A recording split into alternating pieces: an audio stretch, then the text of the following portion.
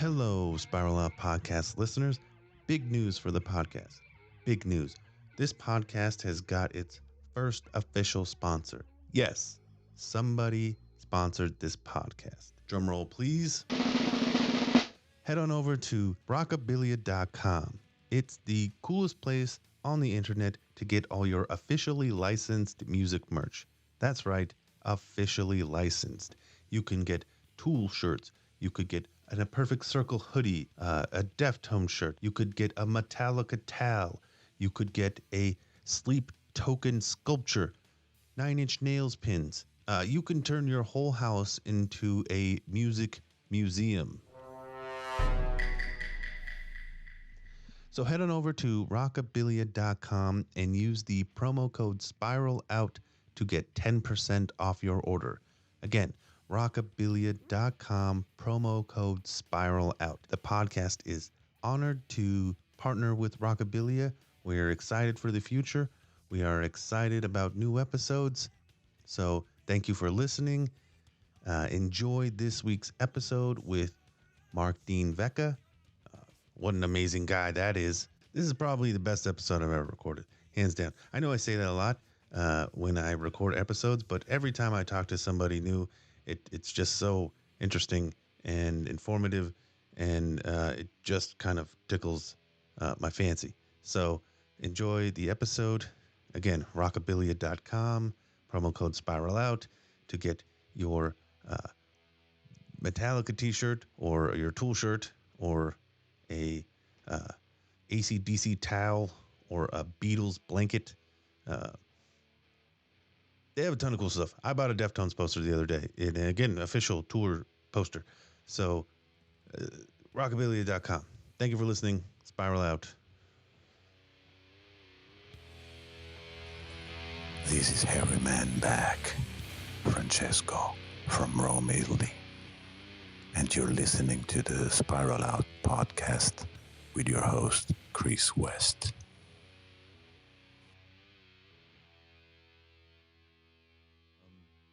Hello, everyone, and welcome to Spiral Out Podcast. I'm your host, Chris West, and very excited for today's guest, Mark Dean Veca. That's right. Veca. Martin Veca. Yep. And if you don't know who he is, then you probably live under a rock, especially if you're listening to this podcast. Uh, Mark is prolific. I can't even quantify how much art and work you have out there. I mean, it's just between installations, fine art, gig posters, sculptures, murals. I don't think there's a thing you haven't done. Yeah, I mean, it's been interesting. It's been really fun to mix things up and to try to just sort of stick my toe into, everything that comes along, and it keeps it interesting and fresh and inspiring. And on that inspiring, I think probably one of my first questions would be is what is something that you do to initiate inspiration on a regular basis? Well, I mean, I just try to expose myself to as much culture as I can in every different way, high and low, and um, I've always loved, I've loved that idea of blurring the boundaries between high and low art, and that's been something that's been a sort of a pretty constant theme throughout my life and my career. And and I started out, really just being all about comics and all that kind of was would be considered lower forms of art. But then I think that at some point I realized that there really can be like a leveling out of that playing field, and that some of my favorite things are you know are they just come from all these different worlds, and they all can sort of sit on this on a level plane for me. So so by low and you said low and high art. Yeah. I'm guessing you're talking maybe the contrast between pop culture art and like graffiti and like fine art? Yeah, so that was something that, like, yeah, so for me in particular, yeah, sort of coming out of comics and illustration and all that kind of stuff, which is one of the ways I learned to draw when I was growing up, and didn't really I wasn't really exposed to a lot of museums, galleries, and high art, fine art, kind of stuff as I was growing up. And when I went to art school, because I intended to be an illustrator, and because I didn't really know what fine art was. I just at that point I really didn't have a concept. I just knew that I loved to draw and paint, and I was very into these visual mediums, and I loved popular culture and comics and cartoons. And so when I went to art school, that's when I was exposed to the wider art world, um, the fine art world, and I really responded to a lot of that as well.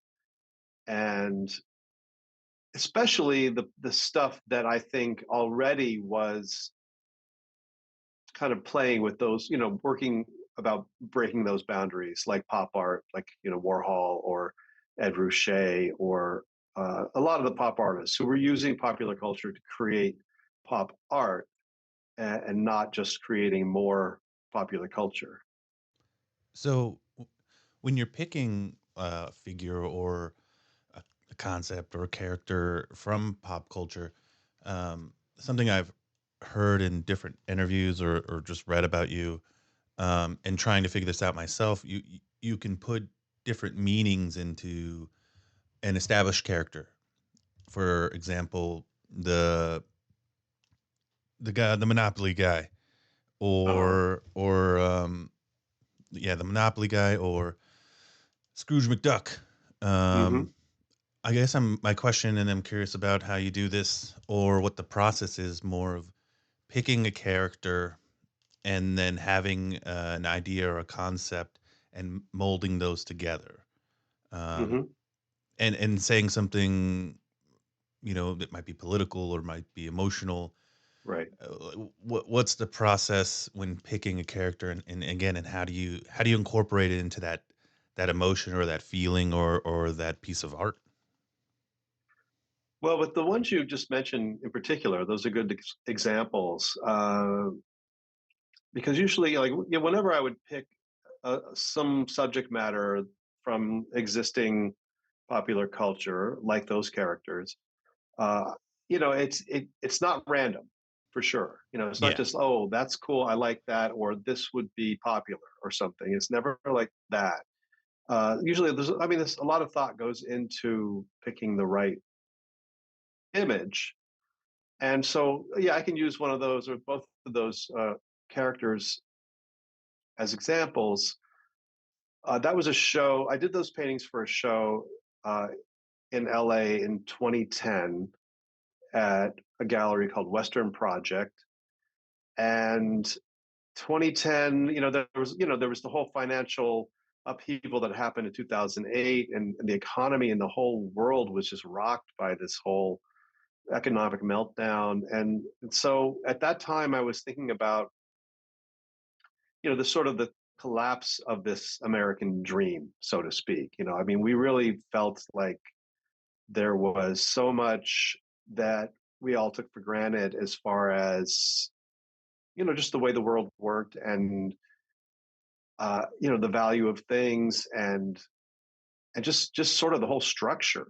Really, it was crazy, and how it all fell apart. And so those paintings were kind of addressing some of those issues. And so I wanted to choose both of those were sort of these cartoon, millionaires, right? Uncle Scrooge McDuck and the Monopoly Man. They kind of represented these millionaires, billionaires, whatever. Um, and so I was kind of showing those, and they're usually presented in these very squeaky clean kind of, uh, their original representations by Disney or Monopoly. They're just these very slick kind of sterile cartoons, very graphic in that way. And I just sort of decided to use those as a framework, as a like a found composition within which to just improvise all of my sort of organic biomorphic abstraction to sort of show them in a state of decay or de-evolution, or just sort of giving them this sort of grotesque treatment. And so yeah, after like, looking around at a lot of different images, choosing those for those reasons, but also because I felt like there was a personal connection for me, just because those are characters that I grew up with, that I had an affinity for, but I also felt had a wider kind of universal appeal to a lot of people. So it wasn't just my, it's not that they just appealed to me, but they appealed to a broad audience that would understand, what I was driving at. And the final thing being that they just, the forms and the shapes just visually that they are composed of were interesting to me, as far as uh, for me to be able to work with and to come up with something in the end that I thought would make a good painting, because that was also, that's a huge part of it for me.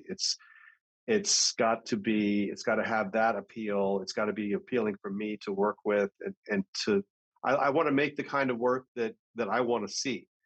So it's all of those things go into choosing an image to work with. Well, in contrast, so those you said were in 2010, right? That's right. In contrast, you recently did like the Pringles guy, right? Right. So I guess the Scrooge McDuck and the Monopoly Man, again, you can go straight there. Money, Yeah. I don't want to say tyrannical, but th- they have an identity. I'm very curious about the Pringles guy and what that means. In contrast of uh, that I might not Yeah. get. Yeah. Well, I mean, so I could sort of relate that to like the body of work that I did directly after the financial ones, which was where I was using, these sort of mascots for corporate food, right? Like, the food companies, the products that are produced and sort of pushed on people through advertising to get them to eat all this really terrible stuff, right? Like, so I did a painting of Tony the Tiger from that series, and Charlie Tuna. It was sort of a comment about the some of the mercury in the tuna. The Kool-Aid, the Kool-Aid guy. So all these products that are sort of these mascots that are kind of directed towards kids in a lot of ways. And not that that was necessarily going through my head when I did the Pringles guy. His name is one of my collectors was telling me his name. Should I look it up real quick? Julius Pringle was that character's Is that name. correct? His name is Yeah, Julius yeah, Pringle. yeah. So yeah, I can see thanks that. to Key Seals for that one. And so we, but actually, so after having just said all of that about this very methodical and very thoughtful way that I choose these images, that Mr. Pringle image in particular, um, my wife threw a birthday party for me last July, and we were serving these cans of Pringles, and at the end of the night there was that the seal from the top of the Pringles can was laying on the floor, and I just picked it up and said, "Oh, that would make an awesome painting." you know so I mean, so sometimes it's as simple as that. I guess I'm contradicting myself, saying like, oh, there's all this. It's not that, it's not random per se, but anyway, well, maybe because of all of the above, when I saw that image I thought, oh, this fits perfectly into what I've been doing. And so it was just, and it also had that personal level of being from that night. And I was working on new work for a show in Tokyo, and I just said, boom, okay, that's my next painting. And I'm also trying to keep myself more open lately to not overthinking everything and just sort of, when sort of, you can call it inspiration if you want to, but like when an idea or an idea or an image pops into your head, you don't have to, um, interrogate it to death. You can say, okay, that intuitively, I know as an artist that this is an image that I can use that would be interesting and that it might work. And you try it, and hopefully it does. Well, that brings me to like humor, right? So I think there's a level of comedy in what you're doing in an artistic way. Again, with something like Tony the Tiger, and I'm wondering if that is intentional or is it just kind of a reflection of your personality. You seem like a fun guy, Uh, yeah, I'm all right. I've always loved humor in art, and so that's definitely true. I mentioned Ed Ruscha, I think, before, as someone who was an artist that, I mean, he's a huge contemporary artist, and has been, he started kind of in the becoming popular in the 60s and 70s. And I think, I always responded to a lot of the humor in his work. And I remember kind of what I was saying before, after when I was going to art school at Otis, and I was just discovering the fine art world. And I saw this retrospective of Ed Ruscha paintings that year. This is probably 1981 or 1982. And I was like, oh shit, this is art. This can be art. These paintings that I saw were just, they were so fun, and so much more than just fun, but worked on so many levels that and that really appealed to me, that's kind of what inspired me. I always, give him credit, if that's what you want to call it, for for sort of opening up my eyes and pushing me in that direction, and kind of making me want to pursue fine art, as opposed to illustration. again, being new to this relatively. I Hmm. This might be one of those dumb questions I was talking about. How do you tell the difference between something that's fine art and some like you said, maybe just like an illustration? Because if you, I've seen some of your like original drawings online or like on your page, and they go for a lot. And is that technically an illustration or is it fine art? Well, that is a good question, and I think that's kind of what I'm saying. Like, a lot of the boundaries have become more and more blurred, right? Right? Like, because when I was going to art school, a lot of the things that, you talk about decon and all this stuff, and a lot of these artists at decon, that stuff didn't exist back in the early 80s when I was going to art school. It's like you were either one or the other. So you either were a painter that you showed in galleries and museums, or a sculptor, whatever, or you an illustrator or some kind of a commercial artist, right? And I remember sort of like mid 80s, I think, is when, in LA especially, like when those boundaries started becoming blurred. I remember when illustrators, you know, would say, "Oh yeah, well, and this is my personal work." They would show like stuff that they didn't do for an assignment that was assigned to them by an art director, and it would be, you know, I mean, and a lot of times that was just, it was an illustration that was done without an art director, or just for themselves, for their portfolio or whatever. But I don't know. It it there became almost like another, a third, like a middle ground. Okay, but that's also when this whole high low thing started with Juxtapose and Robert Williams, and he was such a proponent of this idea of breaking all these boundaries and saying that any of these lower forms could be fine art, high art, whatever. So tattoos, hot rod culture, graphics, t-shirt graphics, posters, all of these things.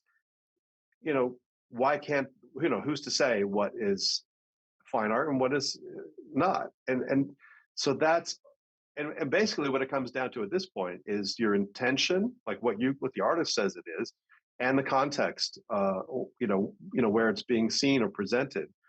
For example, Robert Crumb, the lowest of the low back when he started, underground comics, Zap Comics in the '60s.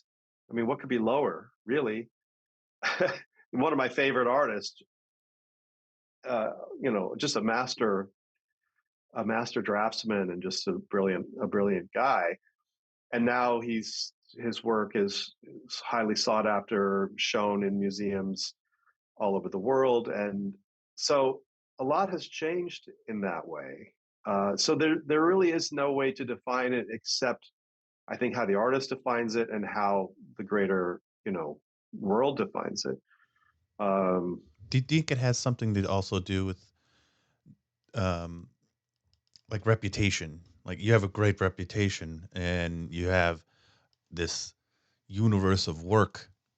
So you doing like an original sketch that's maybe not printed, like something one of one, Mm-hmm. then becomes extremely valuable, I guess. Yeah, I mean that's more of something that has to do with the art market, I guess, Sure. and about how and about my career and about how I have presented myself over the years and how I view myself and then how you hope that other people view you as well. I don't know. I mean, that's one Yeah. of those things that and I'm not saying that all the work is created equal per se. There's a lot of shit work in every category, Sure. you know, Yeah. uh, like In any medium, yeah, any music, medium, and oh yeah, video. sure, yeah, Yeah. exactly. So like you can go to some of these sort of lowbrow galleries or magazines or whatever, and see stuff that you think maybe isn't. Uh, a lot of people would say, oh, well, that's people from the fine art world might go say, oh, well, that's not that's not very good. But then you can go into any gallery, in Chelsea on any given day, and say the same thing, you know. So I It almost think, reminds me yeah, of like top 40, right? Like yeah, a lot of people like it, a lot of people don't like it. yeah, and it's really, and a lot of hey, obviously, there's a lot of pop music throughout the years that's a good example because there's so much that I mean I totally love and consider to be some of the Yeah. best art ever made, and some of it is just the absolute worst, I'm in gonna my switch. opinion. Yeah, I'm Go gonna ahead. switch a little. Actually, I'm gonna go back a little Oh, about sure. characters. There seems to be a fascination with artists and this character Kang from the Pussifer poster. I see him everywhere. The Simpsons alien. He's on Yeah, everything. I'm just yeah. curious on why. And then we can talk a little bit about the Pussifer poster if you don't mind. Yeah. I mean, you know what? I don't know. I mean, I haven't really noticed that. I know, a lot of those characters and plenty of characters from all over other comics or animation. Yeah, you see a lot of them everywhere. I think it's Kang and Kodos were hilarious characters. I love Right? Matt Groening. I love The Simpsons. Um, and I can definitely. I mean, if you want to talk about that Pussifer poster, I would love to. yeah. So I was listening to your other podcast with Jimbo, right? Yeah, Jimbo Phillips, yeah, great right? guy. Yeah, and he was talking about some of his stuff that he did with Pussifer posters, and it's sort of it's a similar kind of story where they asked me if I'd be interested in doing a poster, and then sort of gave me these guidelines about what kind of imagery they were looking for, what kind of flavor they were looking for in the poster. So, which is kind of nice in a way, in that it narrows things down. Because they weren't, it was broad enough, and I, just to reiterate, it was this idea of, they wanted something to do with aliens or Men in Black or conspiracy theories, or, there was that kind of thing that they wanted for the poster.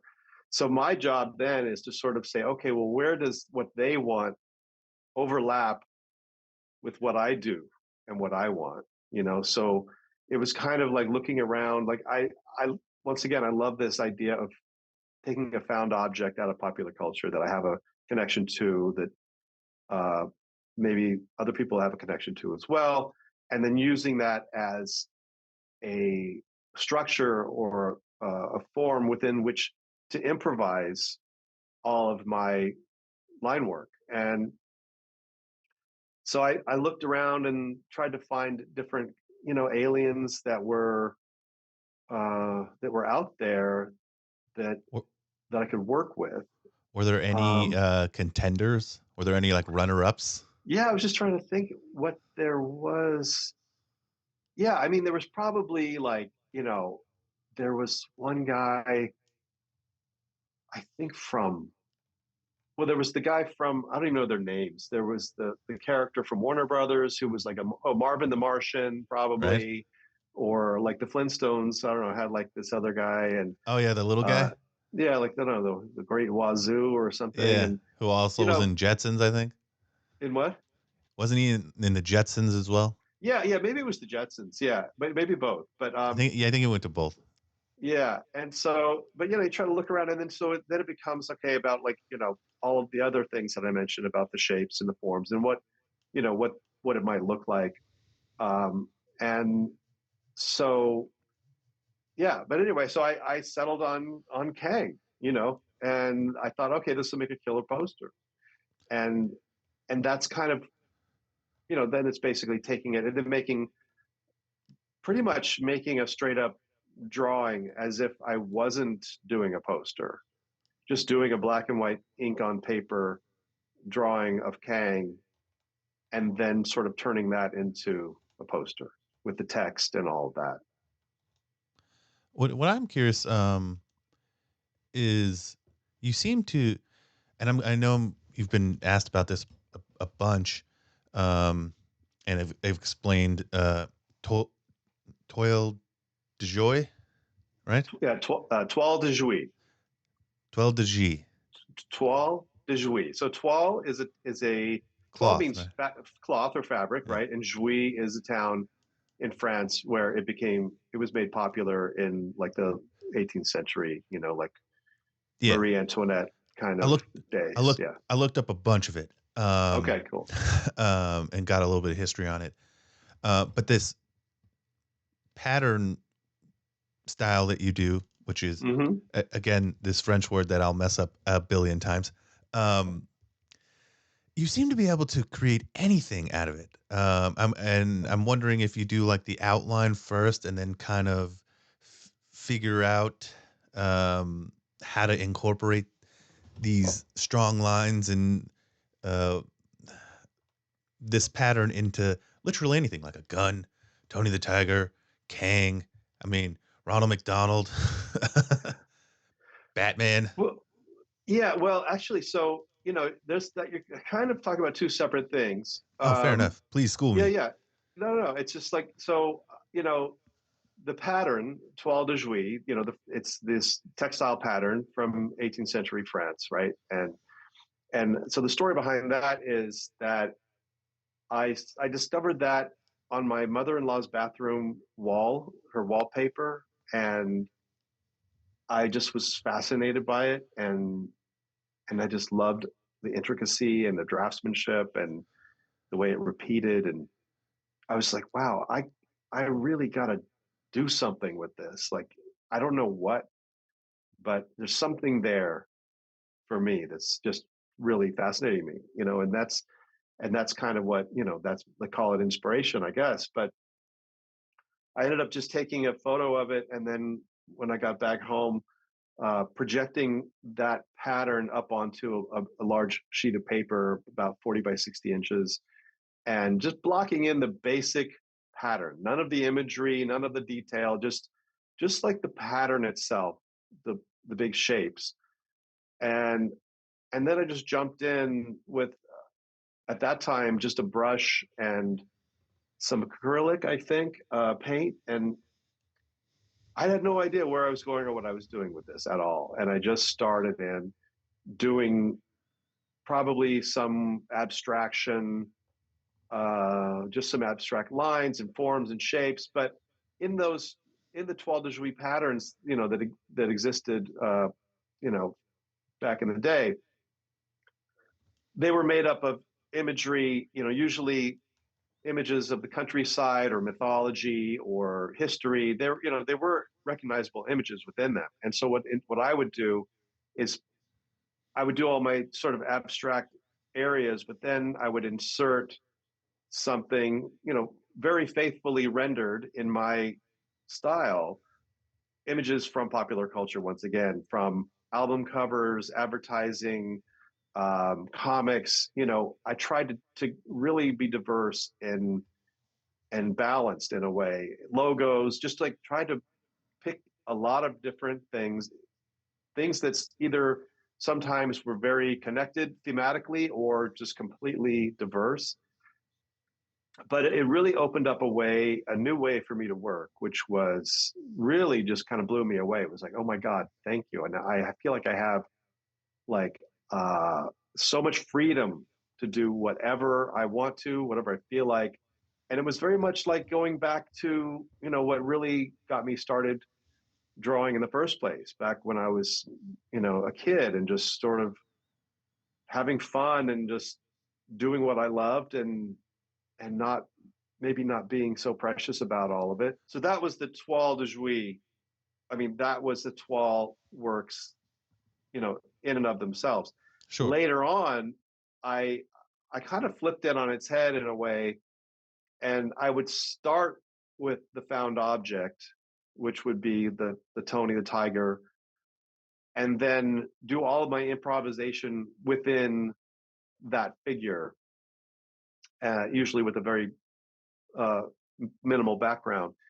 Um, so those works would not be considered toile de jouy, because there's no overall pattern. That's all. It's just Gotcha. a minor distinction, but I guess an important one.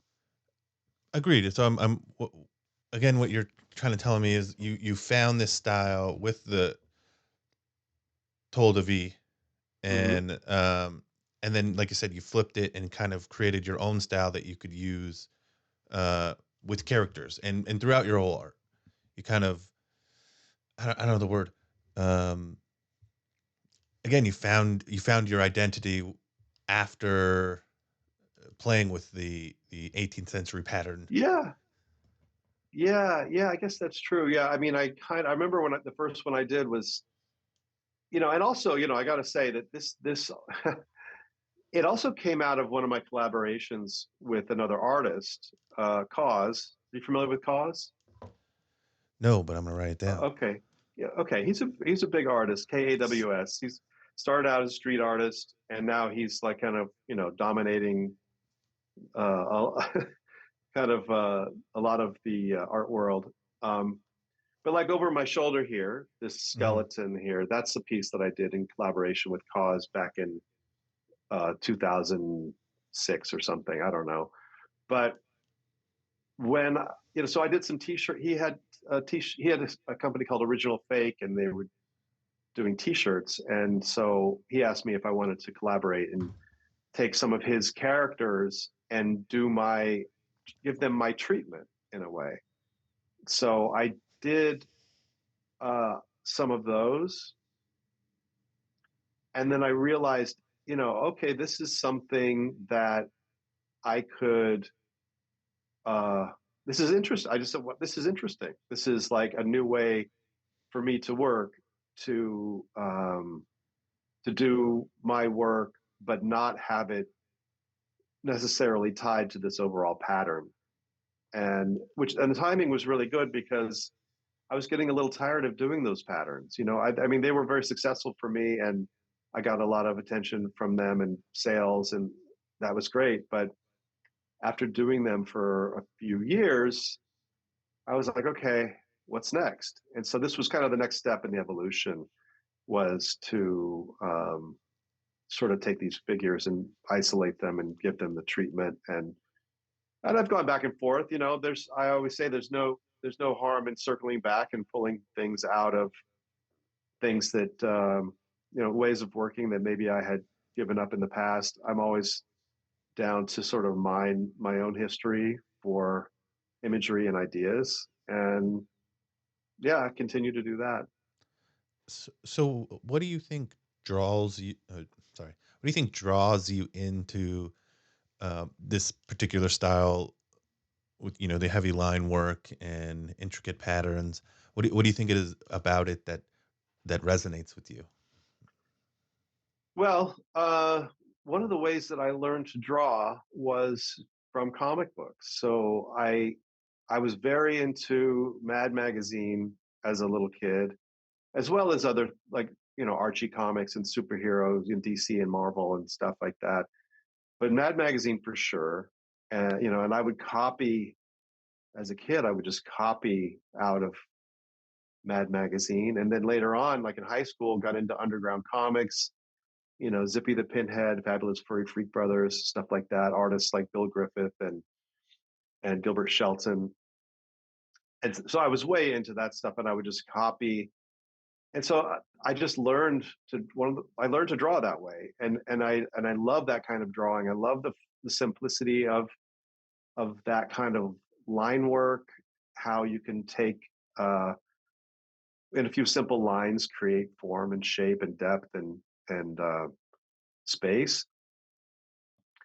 And I think also for me, I think growing up in the San Francisco Bay Area in the 60s and 70s during that sort of psychedelic period, um, there was definitely like a very ornate sensibility to that, which also kind of related to, this sort of 18th century French style. A lot of the, sort of Baroque or Rococo kind of, uh, poster art. I mean, a lot of it is also, I guess, Art Nouveau, but that's similar, I think. I think a lot of the psychedelic rock posters and albums, those are all big influences on me, just my sort of visual education.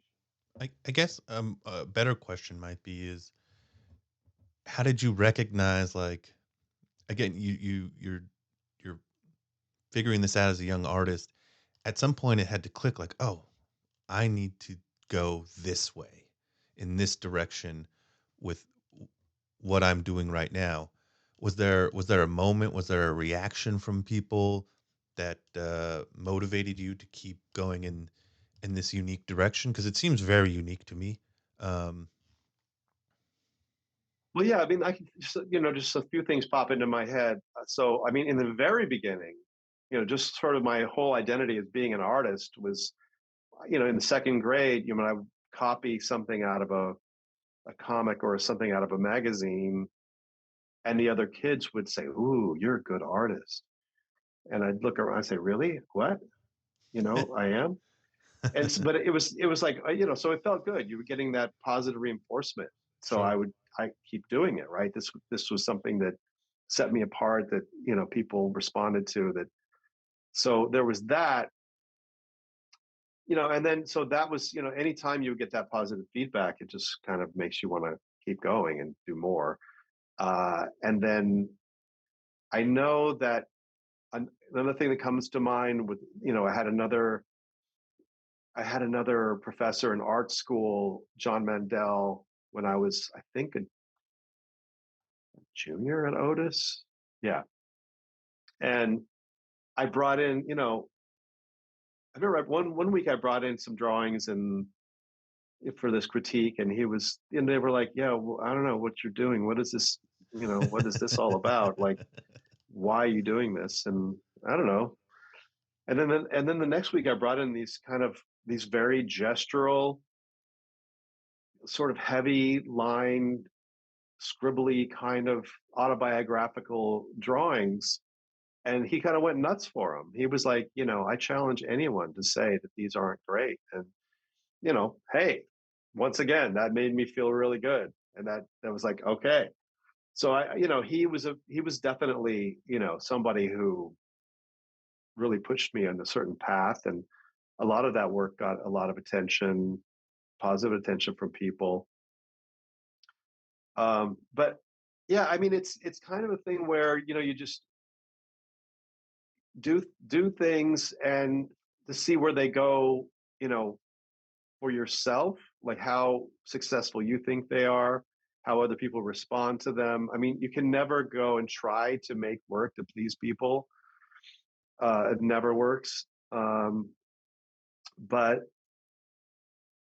it's great when what you want to do lines up with what people want to see.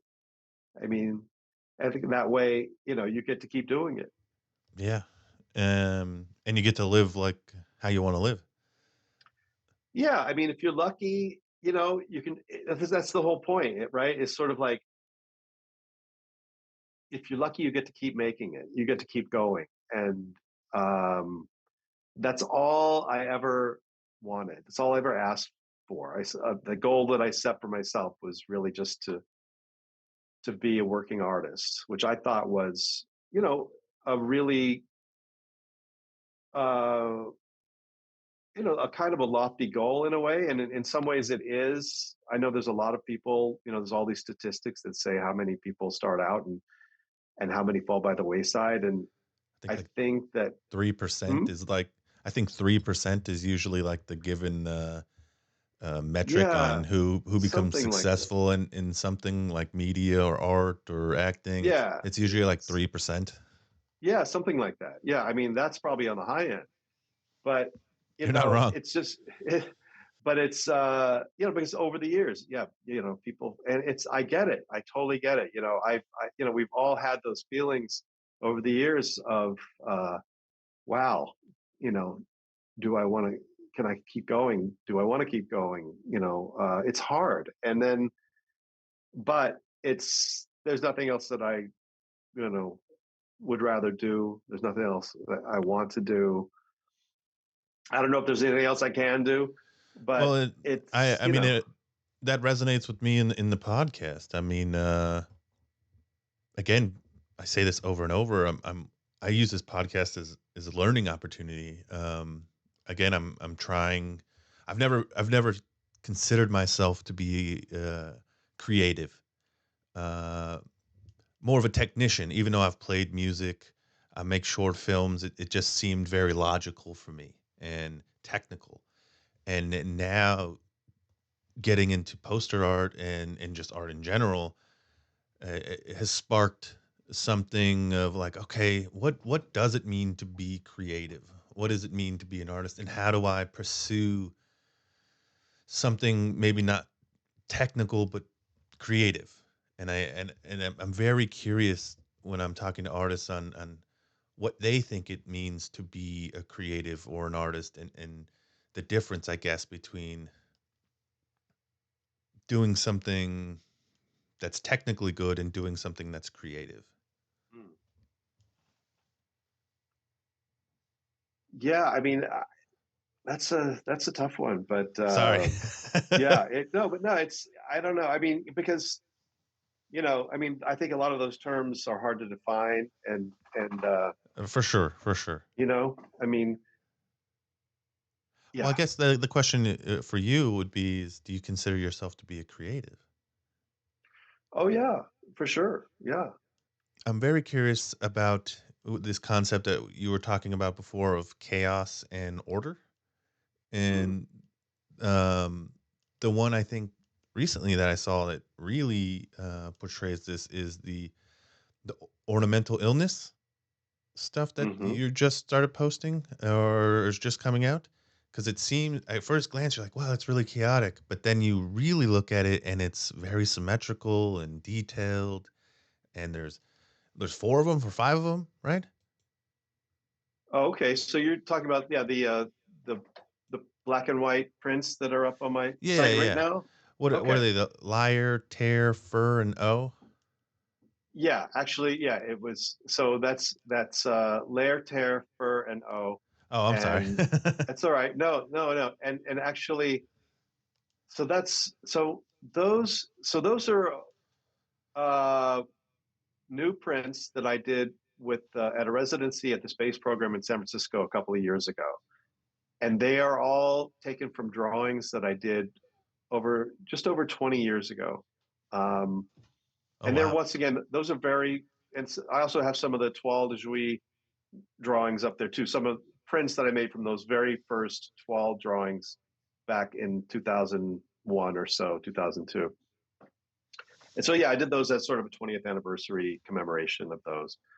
Um, but yeah, so those are very similar in the way that I'm just sort of using this found structure and improvising upon the structure, and it's still in that same realm, 18th century French decorative arts that I really love. Um, I guess the original question is again yeah, balancing the chaos yeah, and order. Um, yeah, and well, that's kind of the thing. It's like that's a really cool way to solve that problem in a way, right? It's kind of like, okay, well, here's the structure. It's pre-existing structure so that I don't have to think really uh, about it. Sort of takes that part out of the equation for me. Like I have my structure, and within that, I am free to do whatever I want, anything I want, and not be burdened by, well, how is this going to look in the end? Is it all going to to be balanced or structured or ordered? That's built into it. And so that's what I was saying before about like giving me that freedom and and just sort of opening up so many possibilities. And I think that's been the case with a lot of the work that I do. I mean, I like to have, whether it's the found structure of the pattern or a character, or in the case of some of the installation work that I've done, that structure is literally provided by the architecture. So you walk into a room, and the architecture speaks to me and dictates to me what I'm going to do to the room as far as painting this mural. It kind of dictates to me what the composition is going to be, as opposed to a blank canvas, rectangle, square, whatever, that the possibilities are endless, right? So I having these sort of obstacles or these restraints frees me up in a lot of ways, rather than saying you can do anything you want. So that's too overwhelming for me. Like I don't like having that. I need to sort of set boundaries in some ways for myself in order to free myself. yeah, you're Kind of you're setting boundaries so that you can improvise and kind of go crazy within these boundaries. exactly, and kind of like bringing it back to what you bring it back to music a little bit, right? So like I was you thinking can the same thing. you have every note imaginable, but if you have a scale that you're working within, then you have that structure, right? Or if you have every color in the world to work with, well, it's nice if you can limit your palette to a certain number or certain colors that work together. I almost see it as and I might cut this out because I hope it translates, but it's almost like you're like the most detailed and uh improvisational remixer because you can take something again very very well known, and by improvising lines, and you can change it into anything you want. You can make it mean anything you want. Yeah, I mean, a lot of the work has been, yes, they're definitely mashups, they're remixes, and I'm trying to take things from, well, once again, going back to high and low, a lot of those pattern pieces would include references to art history, you know, comics, like I said, logos, everything, but putting it all together. And some of them might have a very specific goal in mind or a theme, but some of them is just like, well, let's put all these things together and see what happens. Yeah, let's just make it rad. Yeah, no matter what, whatever I think it says or means is kind of irrelevant, because everyone's going to have their own Yeah. interpretation. And therein lies the beauty in art, right?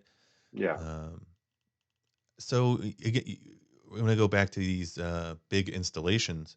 Does the presence of an audience influence how you're like, if you know that somebody's going to be walking through this, does that influence the improvisation, I guess?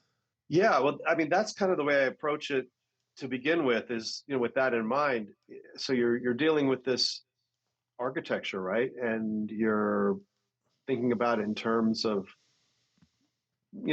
visually, formally, how you're going to execute it or what you're going to do. But at the same time, you have to be thinking about the audience. And one of the things that always attracted me to doing those large scale pieces was to create something that would really kind of overwhelm the viewer, and just really blow them away. I really wanted to just create these things that were just sort of epic and monumental, and just would have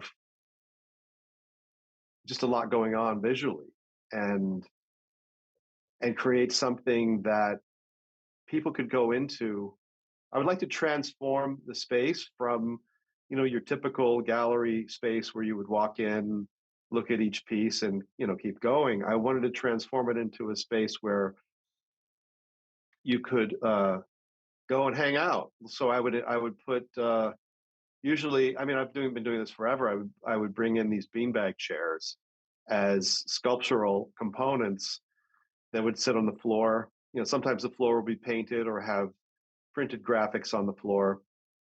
Beanbag chairs that would somehow be related in color to the walls, and the shapes of the beanbag chairs were also very similar, or echoed the shapes of my work, these sort of organic shapes.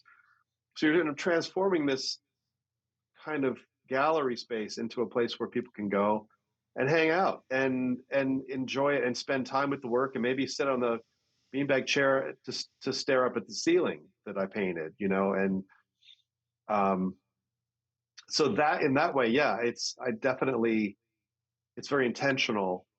And you think about how someone walks into the room, where they might start to look at it, and how they see it as they walk through. There's a whole there's a whole uh, sort of bunch of things that go along with doing that kind of site specific work, where you do think about all those aspects. I kind of want to discuss vulnerability. Um, Being an artist, uh, you have to put yourself in vulnerable positions, right? You're putting Mm-hmm. emotions and ideas into a piece of work and then kind of putting it into the universe. Um, is there a specific piece that you felt was particularly exposing to you, Hmm.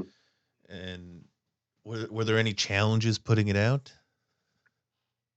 Yeah, that's a tough one. I know that definitely, yeah, that's kind of always the case, when you make something, that you feel strongly about for whatever reason, and then you put it out into the world. That is definitely, you're being vulnerable, and you're just kind of setting yourself up in a way. Um, and but no, I can't think of anything particular work, but I it is something that that is in mind, that I do think about when I'm making work, and that I have to, yeah, sometimes you'll think, oh, is this, am I saying too much here? Am I exposing too much of myself here? And that's definitely the time when you have to say, fuck it. That's Right. that's a sign that you should do it. you I, know. and I And I guess, can't let that stuff get in your head and stop you from doing anything. I think the more important question for me personally that relates to this is I find it very abstract of how to put yourself into something. Like I can look at art and go, that's awesome, that's cool. I see what that means, but to sit there and go, how do I put me into this? Mm-hmm. Um, is just kind of beyond me, Mm-hmm. and I guess I'm asking advice. Yeah, I mean that is the trick.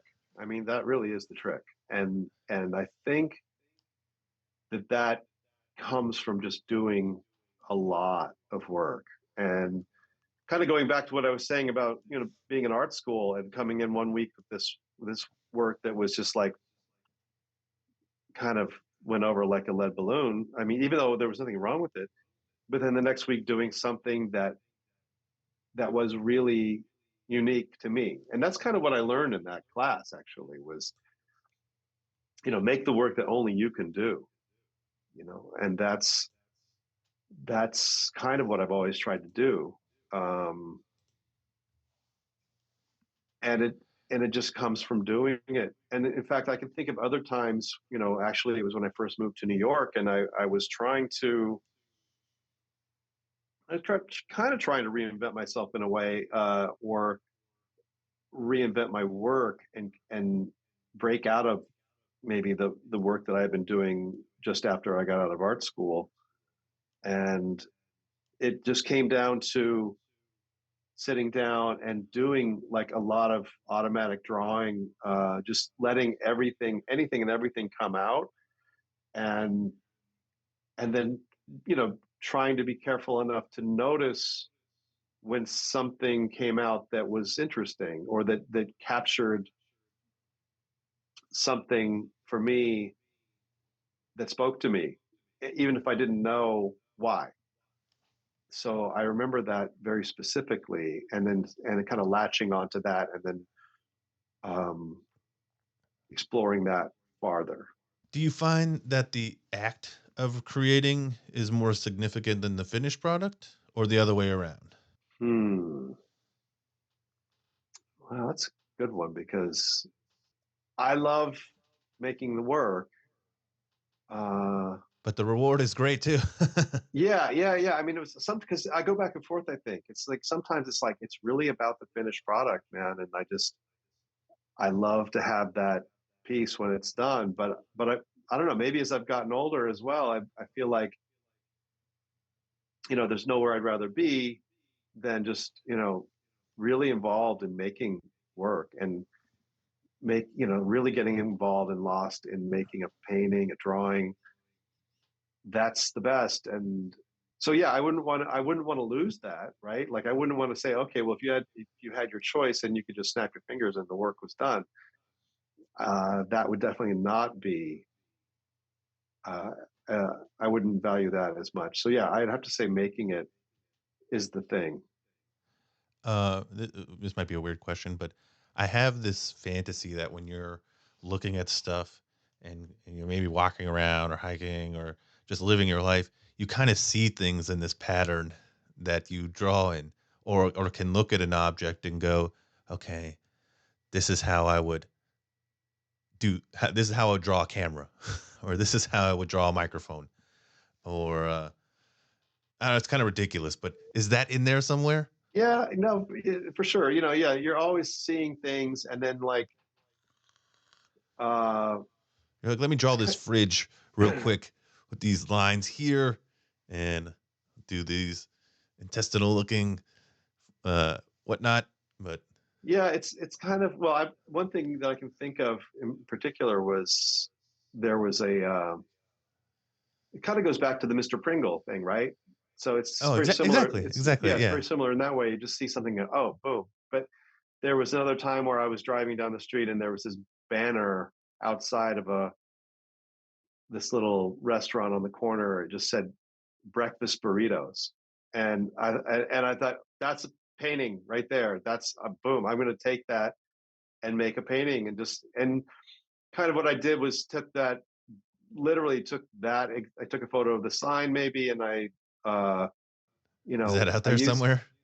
Sorry, Is that painting sorry. out there somewhere? Oh, well, yeah, it is. Yeah, but it was at that time I was really interested in kind of defining and articulating all the spaces in between the letters, right? So the negative spaces in between the letters would become the forms, and then the letters themselves would become like there was an atmosphere in the background.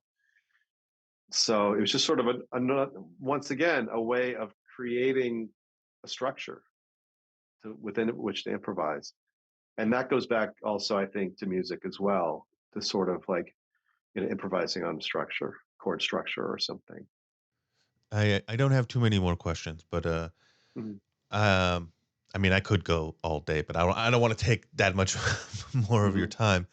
But there seems to be a definite thread of like continuity in your work, almost like a universe, um, where all of this stuff kind of lives. Um, have you ever thought of translating that into some type of animation or like video or anything other than sculptures and paintings and drawings?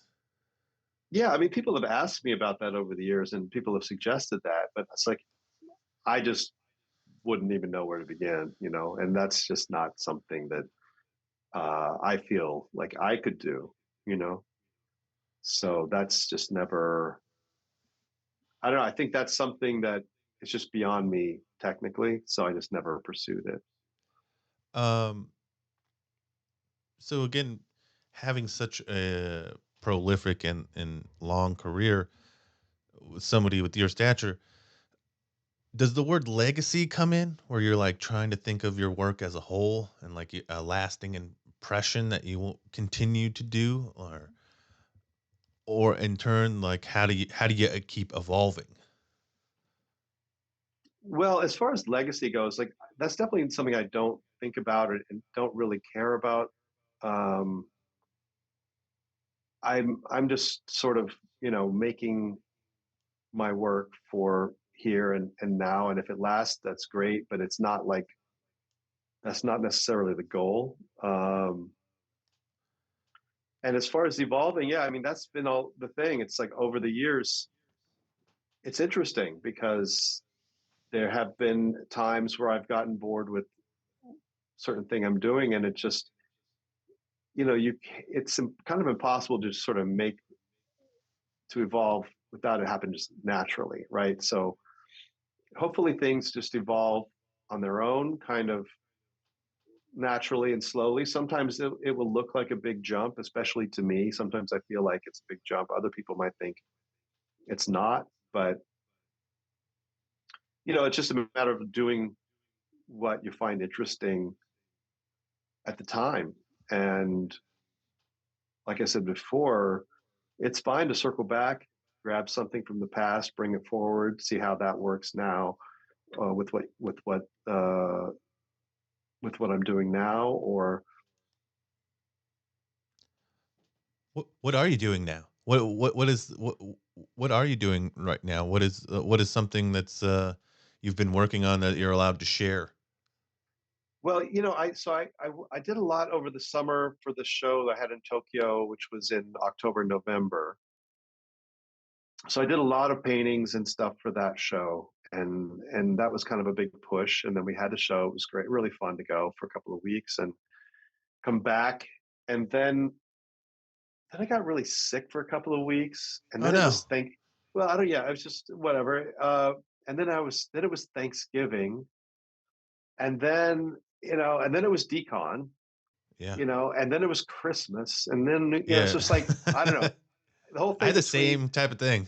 a whole like between Thanksgiving and New Year's is a really tough time for me to like make work, and I also threw decon in there, And you have a which family and yeah, yada yada. Yeah. yeah. So I mean, it's kind of like, and then I got, then so after New Year's, then New Year's, basically, my wife and I got COVID the day New Year's Day, I so got it on Christmas.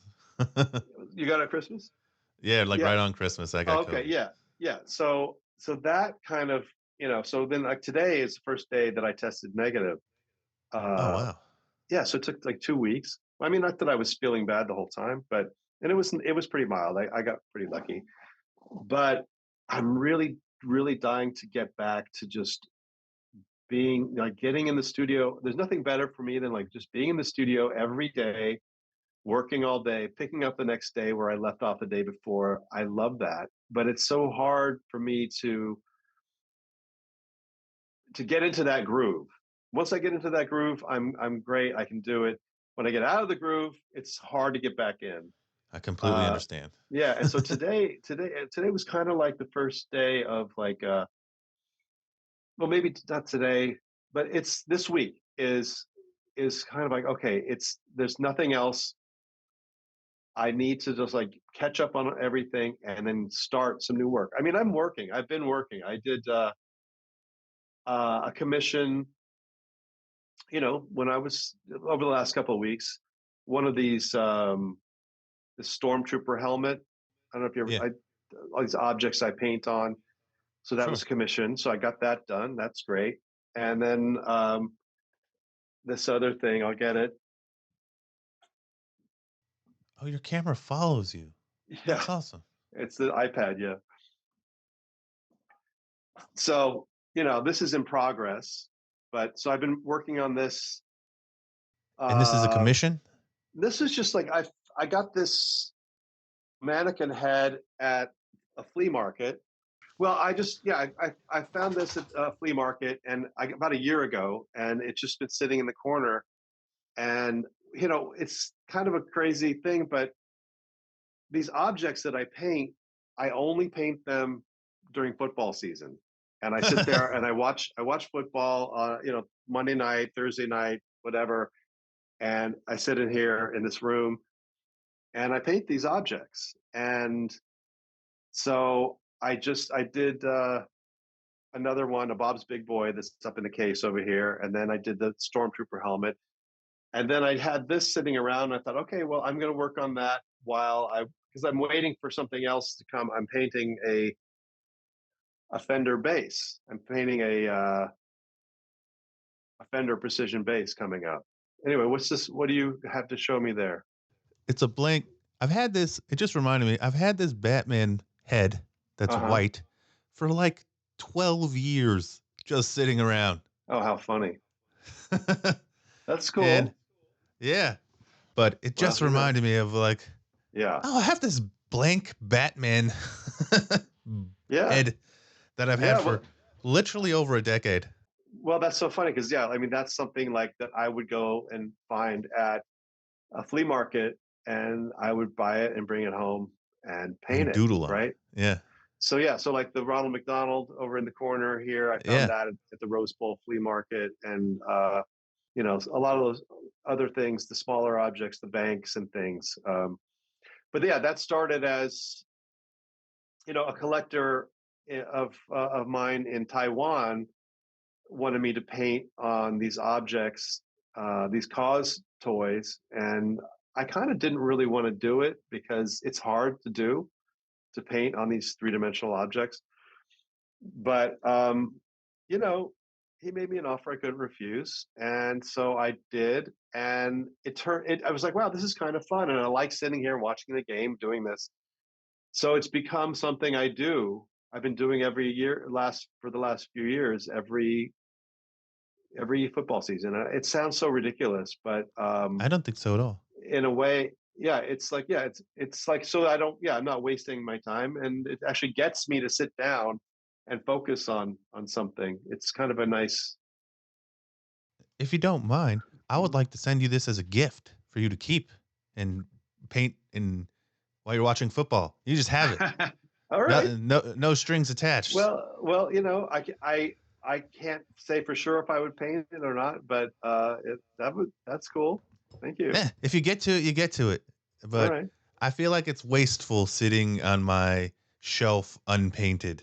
Uh, so you might get something out of it. Okay, cool. I have another ridiculous question, and thank Uh-huh. you for sharing. Um, if you could have a conversation with any one of your characters in art, which one would it be that you've created? Oh, oh wow. Well, it would have to be Popeye. Fair enough. Yeah, Um, yeah. now Popeye has just been my just the muse. arm Popeye that you've done, or the full Popeye? Well, let's give him a mouth. I don't know. No, Popeye was. It's funny because Popeye has been my muse for some reason. My brother and I. It's a memory of my brother and I used to come home from school, maybe when I was in. I wasn't like that little, but I was maybe actually seventh grade or something. I remember coming home from school, making a root beer float, sitting down in front of the TV and watching Popeye. And I mean, I've been watching Popeye all my life before that, and that character, there was something about his personality, his story, his persona, the whole thing that really resonated with me. So, yes, at one point I did, well, when I was talking about doing all that automatic drawing before, right? I sat down and I started doing all this automatic drawing, and Popeye's arm sort of became this character unto itself.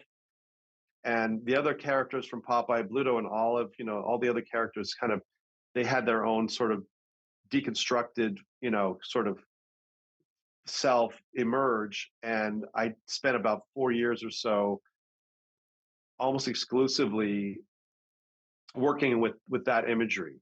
And so ever since then, anytime that I do have like a new idea of something that I want to try out, but I don't have a particular subject matter in mind, I just usually Popeye is kind of the go-to, just as far as let's see what would happen. What would you say He's to Popeye? uh, uh, that's I don't know. That's a good one. I mean, I'll think I'm about trying to that. think of what I would say to Popeye. I'd probably ask him how he fits all that spinach in his pockets, but Yeah, but yeah, yeah, yeah. So Popeye for sure, and you know, um, yeah, been my muse. it's very interesting because it's like a level of nostalgia with he's just kind of been there through the creative process the whole time. Yeah, and I don't know. For some, I guess I feel like it's a very sort of iconic, sort of archetypal story character. The little guy that gets bullied, and then he has these superpowers, and he wins the fight and gets the girl. So whatever that says about me, like Yeah, no. Um, and I guess it would lead me to my last question. Um, again, being having such a extended career, I don't know if that's a good word, but a long career. I'm sure um your thoughts on how a person would be successful in this type of medium has changed. Uh, and again, I'll ask the question I'm sure you get asked after every one of these towards the end is what would be your advice to somebody just starting out, somebody who wants to quit, or somebody who's you know, trying to do something similar of what you're doing? yeah. Well, what was the first part of the question again? I don't remember. Okay, that's all right. So, but no, yeah, and I should have seen that question coming because yes, that is always the It's on question. And every. then, Yeah, it's always the question at the end. yeah, but and I just was on this podcast the other day that hasn't come out yet, and I was prepared for that one because I had this poem that I read by my favorite poet, Charles Bukowski. I love Are you Charles familiar? Bukowski. Okay, so he Yeah. wrote this poem called Roll the Dice. So, what I'm going to say, my advice is to read that poem because I don't have it here to read to you. Sure, sure, sure. So, Roll the Dice, which is amazing. And it's about this exact sort of subject. And basically, the gist of it is Just do it. if you're, yes, exactly. If you're going to try, go all the way. Otherwise, don't even start. and it is really about just and part of the some of the lines in it is do it, do it, do it, do it. In fact, I think that's where Nike got their "just do it" is from that poem. Speaking of But Nike, you have some shoes, uh, don't you? sorry. You've done some art on Nike shoes, haven't you? Sorry, I didn't mean to Yeah, interrupt. It just yeah, no, reminded that's me. all right. No, yeah, I've collaborated with Nike on a bunch of stuff, mostly Nike snowboarding, but I've done, Mark Parker, who is or was the CEO at Nike, was collecting a lot of my work, and we did some projects together, and that was great. It was always great to work with Nike. Yeah, yeah, Again, I'm sorry to interrupt. yeah, I just but remember no, seeing your Nike shoes. yeah, but Just but do it. what? Yeah, just do it. And then the other thing, actually, that I would say is there's a couple of books that I could totally recommend. I don't know if you've read. I think it's called The Creative Act. It's by Rick Rubin, the music producer, which is an incredible book. Like it blew me away. I listened to the audiobook like probably 8 times. Like I just love it. I just think that he's spot on about everything that we were just been talking about. And then there's another book by an art critic from New York called his name is Jerry Saltz, and I love the way he writes about artists and about how to be an artist. In fact, he wrote a book called How to Be an Artist, and he started out as an artist and he became a critic. At the age of about 40, I think. He never really studied any kind of writing, but he's Pulitzer Prize winning art critic. And I just love the way he writes about artists. What's his So name that again? Jerry Saltz, Saltz. So anyway, and then, yeah. So before I forget, on that other podcast, I forgot to thank everyone. So I just want to thank so many people, my wife, my parents for being so supportive as I was growing up, and supporting me and my work, and my wife being so understanding about all of this stuff. And there was definitely when we got married, there was no there was no guarantee of any kind of stability. Yeah, you were broke. In yeah, totally.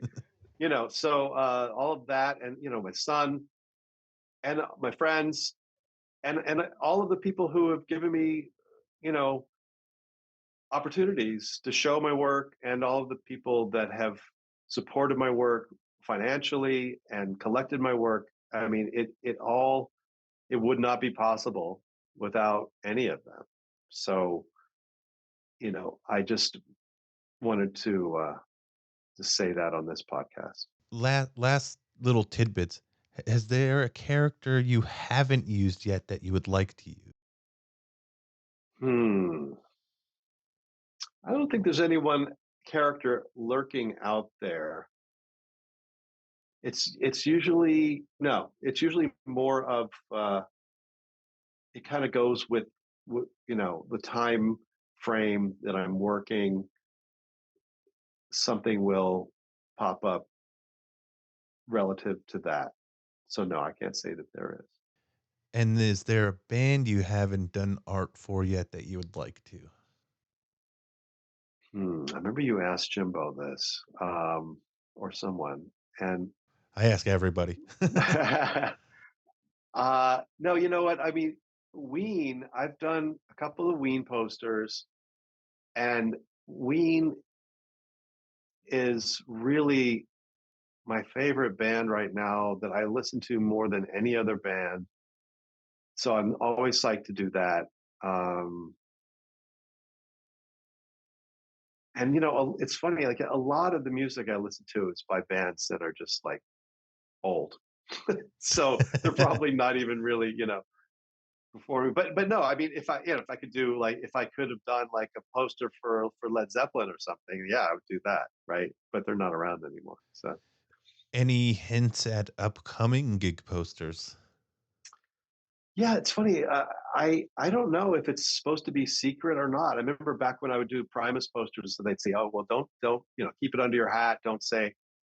These latest ones, they haven't said that per se, but I don't know if I'm supposed to say. But I have a couple of posters coming up this spring. So I'll just leave it a Would mystery, I guess. would you say they're happening between April 2nd and April 17th or Let's April see. 24th? Yeah, yeah, I could say that. Yeah, Would you say maybe they're a like band? maybe Go ahead. 420 is one. There's one on 420. Would it be a The other, band that you've already worked with? yes. One last question. Is it have anything to do with anybody's birthday? Yes. We'll leave it at Okay. that. I didn't say anything. You didn't say anything. I just asked some questions. Well, Mark, it was such a pleasure. Hopefully, I didn't bore you with my questions. I thought it was super insightful and meaningful. Um, and as you thanked all of your family and friends and supporters, I thank you. Well, I appreciate it, and it was really interesting and fun. I think it was a really good interview, and yeah, and I'm glad we had a chance to do it. Yeah, me too. And thank you for giving me the time. And I don't know how fast your other podcast is coming out, but I have a feeling this will be out extremely soon. All right. Well, you might beat him to the punch because I have I not heard. probably will. I'm Okay. I'm debating on not whether or not I'm going to put it out today. Okay. Uh, well, again, thank you so much. I look forward to seeing what else you come out with and following your art and career. And again, I appreciate your time. Well, you're welcome. Thank you. And I guess I should plug my Instagram at Mark Yes, Dean yes, Veca. yes. Yeah, at Please, Mark Dean please do Veca. your plugs. Okay, at Mark Dean Veca for Instagram. Mark Dean Veca Studio on Facebook. And those are the only ones that I really, my website, markdeanveca.com. So yeah, and and I do have those prints up on my web store, which you can find through my Instagram, the link in the bio. I've yet to get a piece of your work. I should have got one at Decon, but I was so consumed with getting interviews and trying to do my work there. I didn't do much buying. I But understand. what Yeah. one day I will get a Mark Dean Veca. Okay. Well, keep your eyes peeled. There will be Thank you, something sir. coming up pretty soon. Mm. I'm going to end it. Spiral Out Podcast is produced by me, your host, Chris West, edited by me, researched by me. Everything is pretty much just done by me.